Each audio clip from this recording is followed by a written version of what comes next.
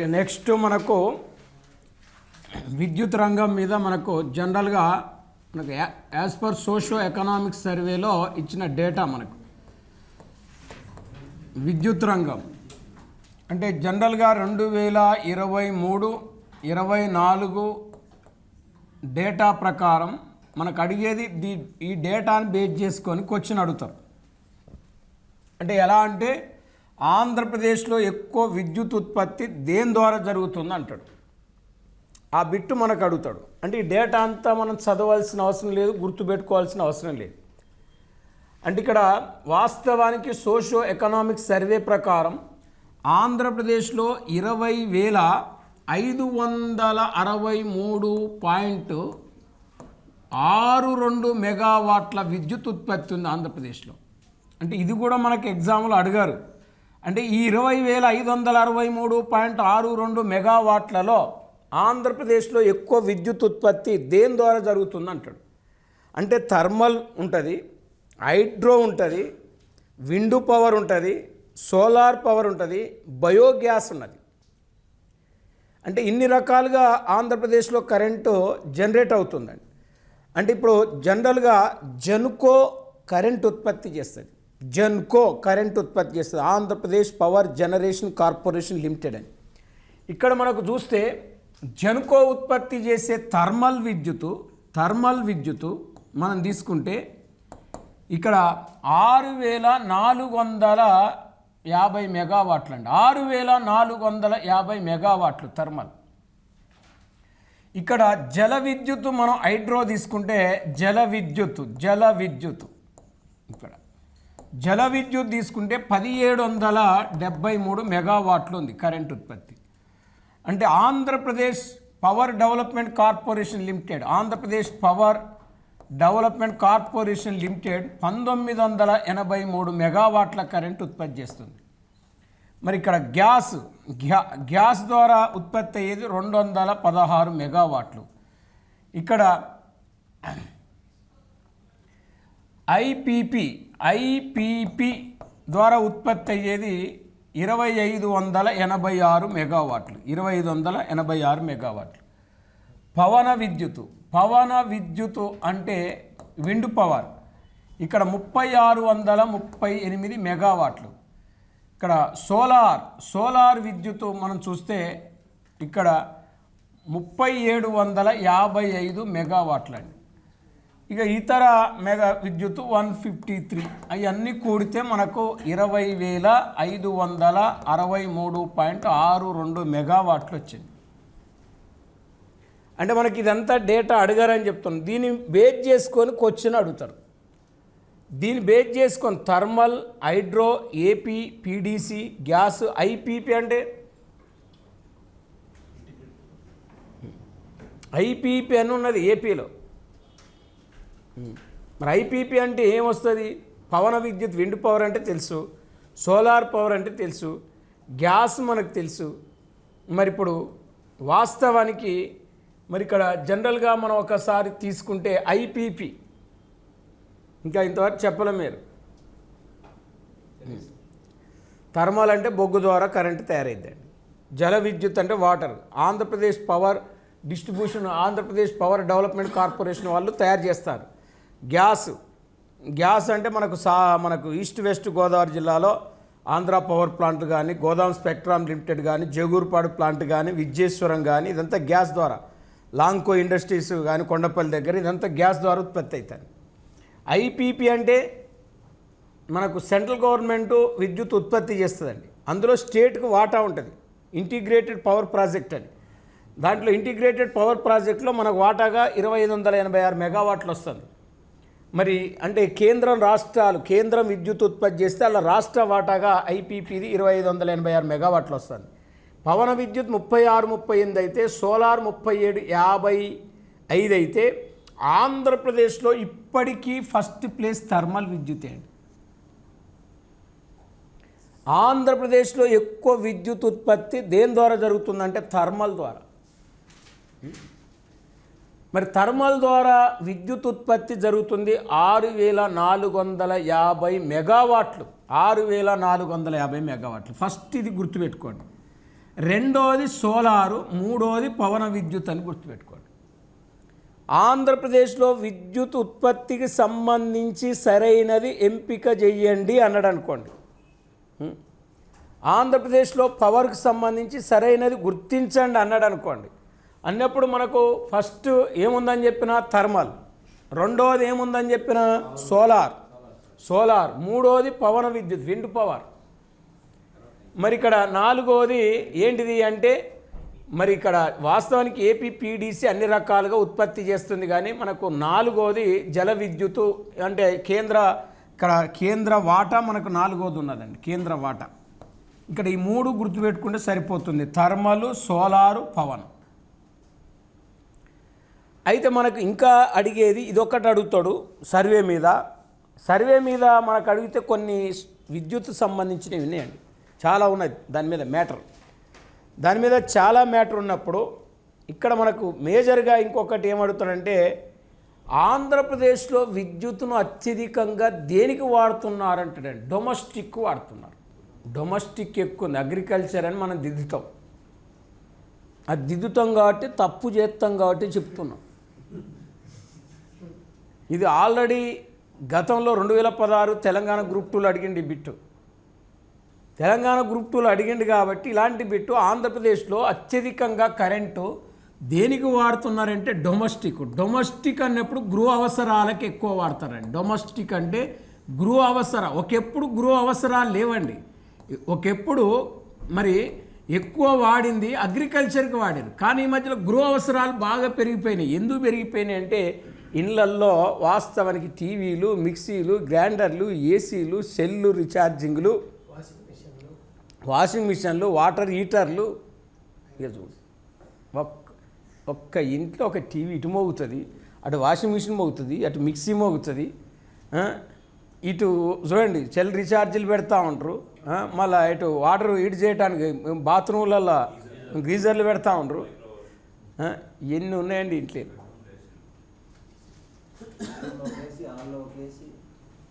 మళ్ళా ఈ మధ్యలో 3 బెడ్రూమ్లు ఉంటే 3 బెడ్రూమ్లు ఏసీలు.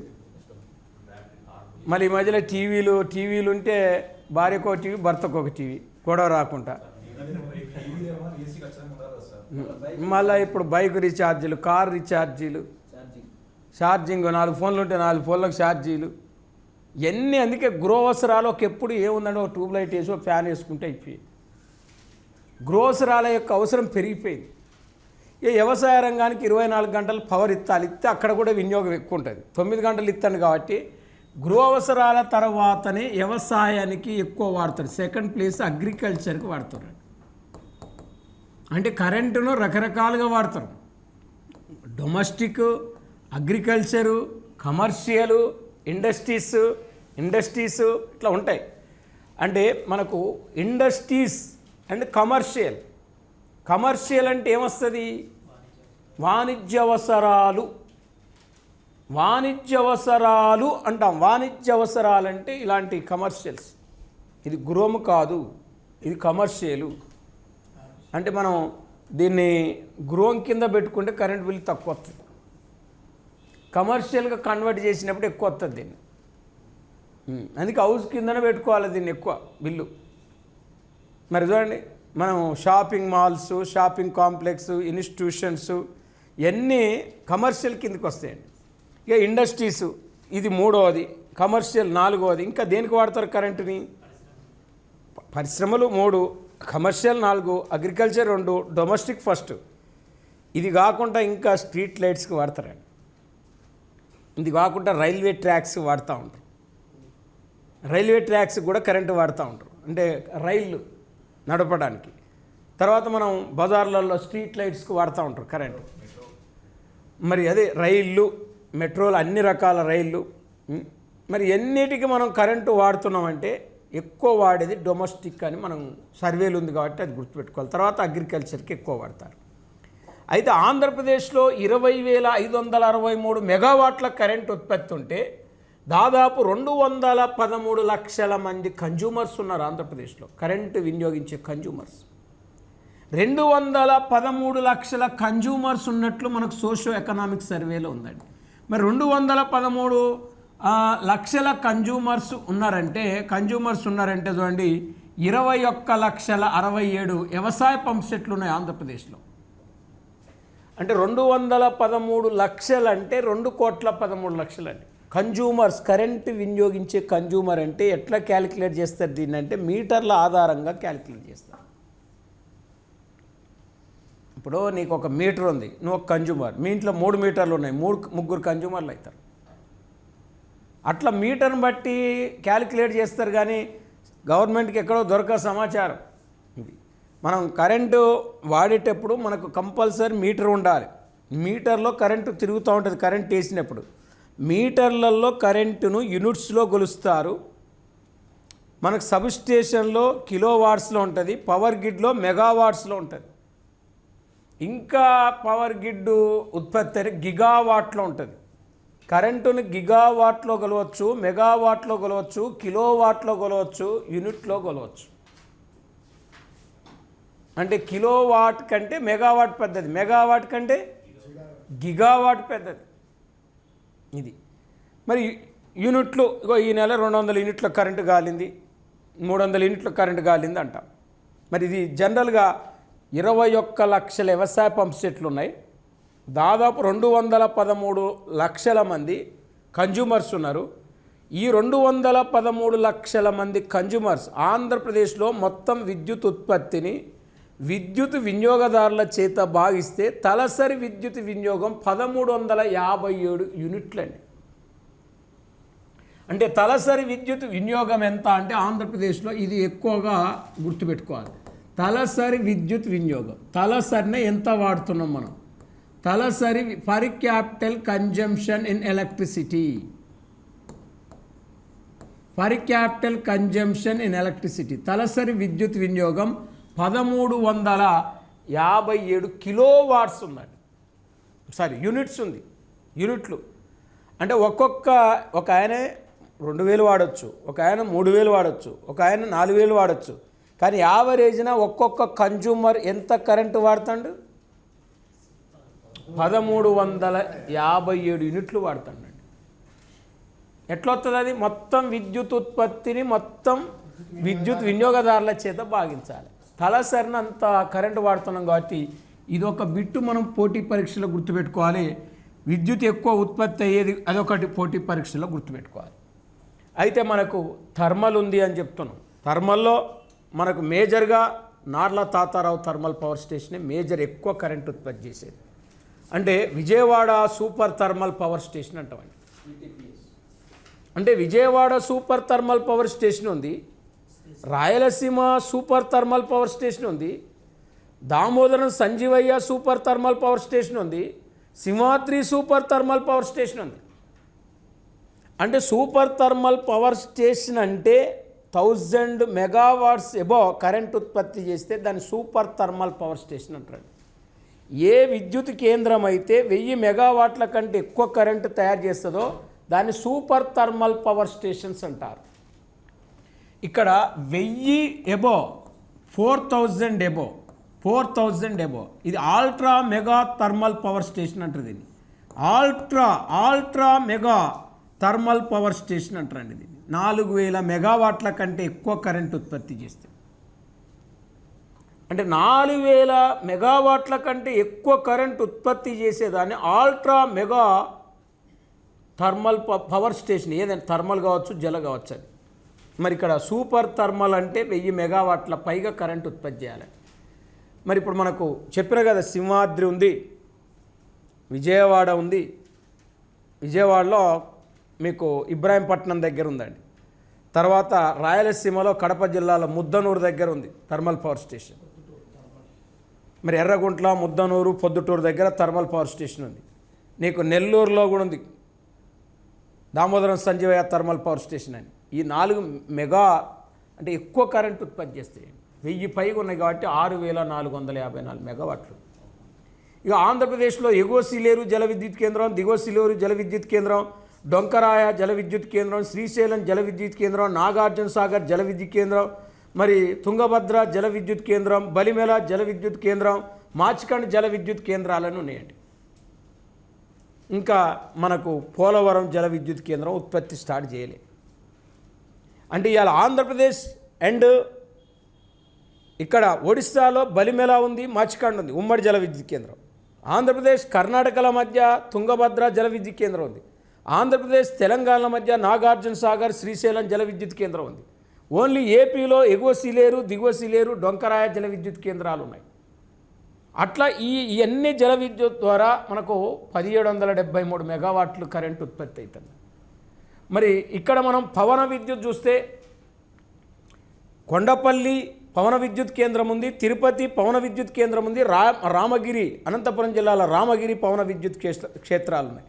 అవే కాకుండా ఇంకా రాయలసీమ నెల్లూరు జిల్లాలు పవన విద్యుత్తుకు అనుకూలంగా ఉన్నాయి. దాదాపు ఇప్పుడు 3638 మెగావాట్లు పవన విద్యుత్ ఉత్పత్తి అవుతుంది. ఇది ఓన్లీ రాయలసీమ జిల్లాల్లో మాత్రమే ఉంది పవన విద్యుత్. ఆంధ్ర జిల్లాలో లేదు, నెల్లూరు రాయలసీమ జిల్లాలు మాత్రమే. ఇక సోలార్, మెయిన్గా సోలార్ అతిపెద్ద సోలార్ ప్రాజెక్టు ఆంధ్రప్రదేశ్లో ఎక్కడుంది అంటే సత్యసాయి జిల్లాలో కదిరి దగ్గర ఉందండి. ఇప్పుడు సత్యసాయి జిల్లా కదిరి, మరి చూడండి కదిరి దగ్గర సోలార్ పార్కు, అతిపెద్ద సోలార్ పార్క్ 7,000 ఎకరాలు ఉంది అది. మరి అక్కడ ఒక 2,200 మెగావాట్ల కరెంటు సోలార్ ఉత్పత్తి అవుతుంది. మనకు అన్నమయ్య జిల్లాలో గాలివీడి దగ్గర సోలార్ పార్క్ ఉందండి. కర్నూలు జిల్లాలో గడివేముల దగ్గర సోలార్ పార్క్ ఉంది. సోలార్ పార్కులు 4 చోట్ల ఉన్నట్టు మనకు సర్వేలు ఉంది. ఒకటి ఎక్కడ చెప్పినా కదిరి. కదిరి కూడా దాని పేరు ఏంటంటే ఎన్పి కుంట. కదిరి దగ్గర ఎన్పి కుంట సోలార్ పార్క్, అది 7,000 ఎకర్స్ ఉంది. అక్కడ 7,000 ఎకరాలు ఉంది ఆ సోలార్ పార్క్. మరి చూడండి గాలివీడు రెండోది, అది అన్నమయ్య జిల్లా. అంటే మనం ఇలా రాయచోటు నుంచి మనం ఇలా కదిరి వెళ్తుంటే, రాయచోటు నుంచి కదిరి వెళ్తుంటే ఒక 10 కిలోమీటర్లు 20 కిలోమీటర్లు పోగానే గాలివీడు వస్తుందండి. ఈ గాలివీడు దగ్గర సోలార్ పార్కు, మళ్ళీ ఈ గాలివీడు ఆడితే సత్యసాయి జిల్లా స్టార్ట్ అయింది. ఇక్కడ మళ్ళీ ఈ 2 సోలార్ పార్కులు కలుసుకుంటాయి. ఎన్పి కుంట అది 7,000 ఎకరాలు చూడండి, 2 పెద్ద సోలార్ పార్కులు. మరి గడివేముల ఎక్కడ? కర్నూలు జిల్లా. గడివేముల ఏ జిల్లా? ఇక్కడ కూడా సోలార్ పార్క్ ఉంది.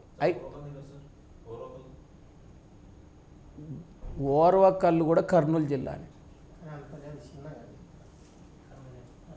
ఓర్వకల్లు ఇటు వరకు ఓర్వకల్లు అవతల కూడా నీకు కర్నూలు జిల్లా వస్తుంది. సోమయాజు దేవులపల్లి వరకు వస్తుంది కర్నూలు జిల్లా. అదే గడివేముల కిందికి వస్తుంది, ఓర్వకల్లు కిందికి రాదు. అది అదంతా దాని గడివేముల, ఇది ఓర్వకల్లు, అటు బ్యాక్ సైడ్ గడివేముల ఉంటుంది. ఆ నుంచే గని ఉంటుంది, అక్కడ రాగి నిక్షేపాలు ఉంటాయి. అదంతా అటు పోతే మళ్ళీ నంది కొట్టుకూర అటు వస్తూ ఉంటుంది. ఆ ఏరియాలు ఉంటుంది, అక్కడ కూడా 2,000 ఎకరాలు ఉంది సోలార్ పార్క్. దానికి గడివేముల సోలార్ పార్క్ అంటారు కానీ ఓర్వకల్లు సోలార్ పార్క్ అన్నారు. అందుకే దానికి గడివేముల. ఓకే, మరి ఈ 3 ఇప్పుడు దోనకొండ దగ్గర ఇంకా లాంచ్ కాలే, అక్కడ ఉత్పత్తి కావట్లేదు, దానికి భూసేకరణ జరిగింది. దోనకొండ దగ్గర కూడా సోలార్ పార్క్ ఏర్పాటు చేయాలని ప్రకాశం జిల్లా. మరి ఇప్పుడు ఇక్కడ జనరల్గా మనం చూస్తే ఇది సోలారు, పవన విద్యుత్తు, మరి జల విద్యుత్తు, మరి థర్మల్ విద్యుత్తు అంటున్నాం. ఇక్కడ వాస్తవానికి ఇవాళ ఈ సోలార్, మొదటి సోలార్ విలేజ్ ఆంధ్రప్రదేశ్లో గద్దల రేవులపల్లి అండి. మొదటి సోలార్ విలేజ్ అంటే ఆంధ్రప్రదేశ్లో గద్దల రేవులపల్లి ఫస్ట్ సోలార్ గ్రామం ఏపీలో. ఫస్ట్ సోలార్ విలేజ్ ఇది గద్దల రేవులపల్లి. గద్దల రేవులపల్లి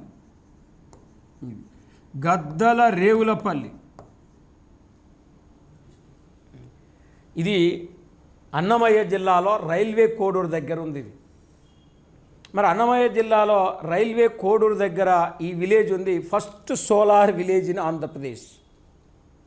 మరి first solar village in Andhra Pradesh అంటున్నాం దీన్ని. అంటే అక్కడ మొత్తం కూడా ఆ గ్రామంలో స్ట్రీట్ లైట్ల కాంచి ఇండ్లల్లో డొమెస్టిక్ వరకు మొత్తం కూడా సోలార్ ద్వారానే కరెంటు వినియోగించుకుంటారు. అక్కడ థర్మల్ లేదు, అక్కడ జల విద్యుత్ లేదు, ఏ విద్యుత్ లేదు, మొత్తం సోలార్ విలేజ్ అది. అది ఏపీలోనే ఫస్ట్ సోలార్ విలేజ్. అయితే ఇవాళ మనం థర్మల్ ద్వారా అయినా, జల విద్యుత్ అయినా, పవన విద్యుత్ అయినా, మరి హైడ్రో అయినా కరెంటు ఉత్పత్తి చేసిన తర్వాత కరెంటు ఉత్పత్తి చేసే వాటిని మనం థర్మల్ కేంద్రాలు, జల విద్యుత్ కేంద్రాలు అంటాం. పవర్ను నిల్వ చేసే వాటిని గిడ్లు అంటాం, పవర్ గిడ్లు అంటాం. అంటే మనం ఇప్పుడు చూడండి, సెంట్రల్ గవర్నమెంట్ ఆధ్వర్యంలో పవర్ గిడ్లు ఉంటాయి చూడండి. Power grid corporation of India limited, Maharatna company. ఇప్పుడు NTPC, national thermal power corporation, అది కూడా మహారత్న కంపెనీ. ఇప్పుడు ఎన్టీపీసీ కరెంటు ఉత్పత్తి చేస్తుంది, పవర్ గిడ్ కరెంటును అందులో ఏం చేస్తుంది, స్టోర్ చేసుకుంటుంది. అంటే ఉత్పత్తి అయిన కరెంట్ అంతా ఎక్కడికి ట్రాన్స్ఫర్ చేస్తారు, గిడ్డు పంపుతారండి. ఆ గిడ్లో స్టోర్ చేసి పెట్టుకుంటారు. ఎన్ని సంవత్సరాలకైనా కరెంటు స్టోర్ చేసి పెట్టుకోవచ్చు గిడ్లో. ఆ గిడ్డు నుంచి ఏం చేస్తారు అంటే సబ్ స్టేషన్లకు వదులుతారండి కరెంట్. సబ్ స్టేషన్ల నుంచి ఏం చేస్తారంటే మన ట్రాన్స్ఫరాలకు వదులుతారు. ట్రాన్స్ఫర్ నుంచి మన ఇంట్లో మెయిన్కి మీటర్కి వదులుతారండి. ఇట్లా కరెంటు వస్తూ ఉంటుంది. మరి పవర్ గిడ్లు ఉత్పత్తి చేసే రెండు ఉంటాయి. అయితే మనకు మేజర్గా మనకు power grid corporation of India limited అనేది సెంట్రల్ గవర్నమెంట్దే, ఎన్టీపీసీ కూడా మనకు సెంట్రల్ గవర్నమెంట్దే. ఈ రెండు సెంట్రల్ గవర్నమెంట్కి సంబంధించిన సంస్థలు. ఇప్పుడు మనం ఈ కరెంటు గురించి మనం నేర్చుకున్నాం. అయితే ఈ మధ్యలో కేంద్ర ప్రభుత్వం కరెంటును ఆదా చేయటానికి ఉజాలా ఒక స్కీమ్ను కూడా తీసుకొచ్చింది. ఏ స్కీమ్? ఉజాలా స్కీమ్. అంటే ఉజాలా స్కీమ్ యొక్క ఉద్దేశం ఏంటంటే ఎల్ఈడి బల్బుల ద్వారా కరెంటును సేవ్ చేయటం. అంటే ఎల్ఈడి బల్బుల ద్వారా కరెంటు సేవ్ చేయటమే ఉజాలా స్కీమ్ యొక్క ఉద్దేశం అండి. ఉజాలా స్కీమ్ యొక్క ఉద్దేశం మరి ఇక్కడ ఎల్ఈడి బల్బుల ద్వారా కరెంటును ఆదా చేయటం. అయితే మనకు జనరల్గా ఉజాలా అంటే యూనిట్ Jyoti affordable leads for all అంటాం దీన్ని. ఉజాలా ఫుల్ ఫామ్ ఏంటిది? Unnat Jyoti affordable leads for all.